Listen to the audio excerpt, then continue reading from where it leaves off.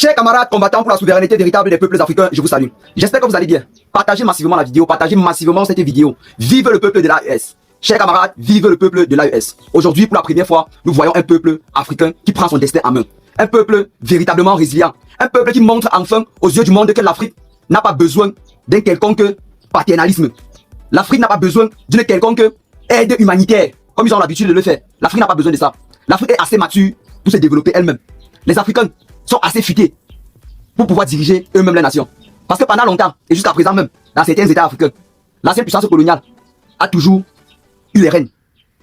Oui, mesdames et messieurs, c'est ça qui est la vérité. Jusqu'à présent, du côté de l'Afrique, il y a toujours des nations qui sont gouvernées par la France. En ce moment que je vous parle là, une période que nous sommes déjà sortis de l'ère coloniale. Nous ne sommes plus dans la colonisation, nous sommes indépendants. Mais le mot indépendant là n'a son sens que dans certaines nations en Afrique. Et quand on parle de certaines nations, on parle des États de l'AES. Clairement, on ne discute avec personne, c'est ça. C'est ça vraie la définition d'indépendance. Parce qu'ailleurs là, on connaît les pays qui jusqu'à présent se disent indépendants, mais c'est la France qui les gouverne. Sur tous les plans. Au sommet de leur pays, on a juste installé une marionnette.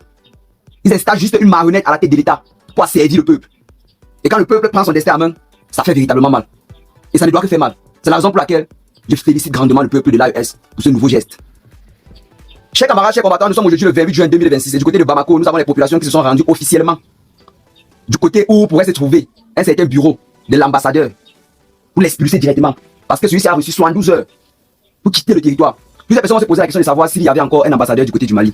Oui, chers camarades, même si celui-ci n'était pas reconnu officiellement comme un ambassadeur, il existait toujours une personne qui sert de liaison entre la France et le Mali. Oui, c'est ça. Les États de l'AES, contrairement à ce qu'on dit partout, qu'ils se sont isolés sur la scène internationale, ils se sont renfermés sur eux-mêmes. Ce n'est pas le cas. Cher peuple, ce n'est pas le cas. Même vous-même, vous n'étiez même pas au courant que le Mali a toujours, mine de rien, gardé ses relations amicales avec la France. Mine de rien, malgré tout le tort causé, les pays de l'AES, jusque-là, étaient toujours en relation avec l'ancienne puissance coloniale. Mais ces derniers temps, je pense que la goutte d'eau a débordé le vase. Et quand c'est trop, il faut avoir le courage de dire que c'est trop. Ils ont débordé les limites, notamment avec le discours tenu par Christophe Goma, l'eurodéputé là. Ouais, l'eurodéputé Christophe Goma, il y a de cela quelques jours. Au Parlement européen, celui-ci a pris la parole pour présenter le Burkina Faso et les États de l'AES comme étant des sanctuaires des terreaux.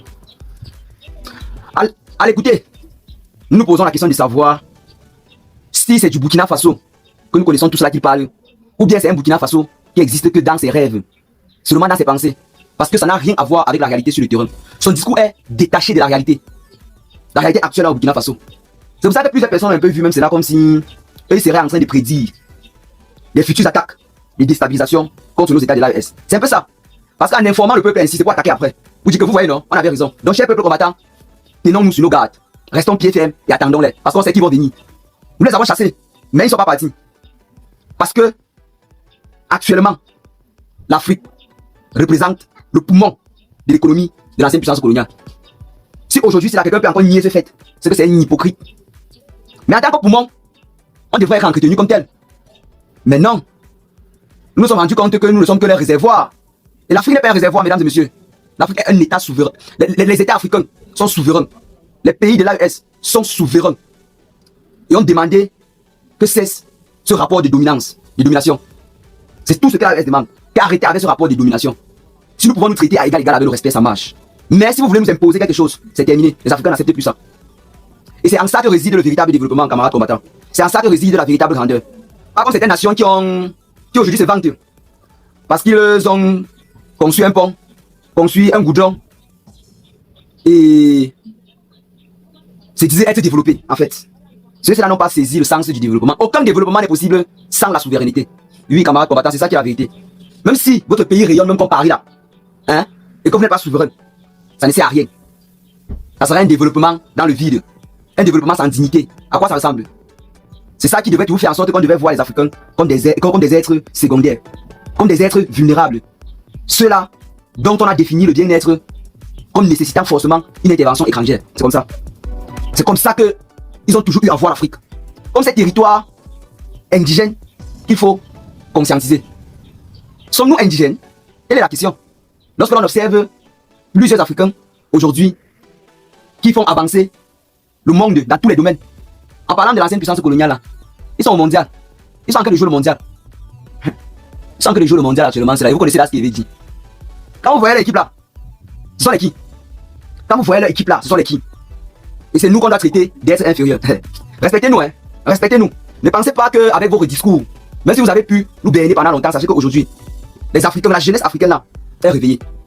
Et chaque jour, nous vous invitons ici à partager massivement la vidéo parce que nous vous avons dit que nous devons être le plus nombreux possible à porter ce combat le plus loin possible. C'est en ça que nous allons accélérer cette victoire.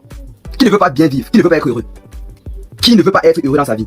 Chers camarades, chers combattants, en ce moment, l'AES est très doux. Les états de l'AES sont en train de monter en puissance sur tous les plans. Et ça, on ne peut le retirer dans la tête d'aucun Africain aujourd'hui. Aucun. Donc, arrêtez avec vos discours et informations stériles. Ça ne nous prend plus. Nous les Africains, ça ne nous prend plus. La patrie ou la mort, nous vaincrons. Ciao.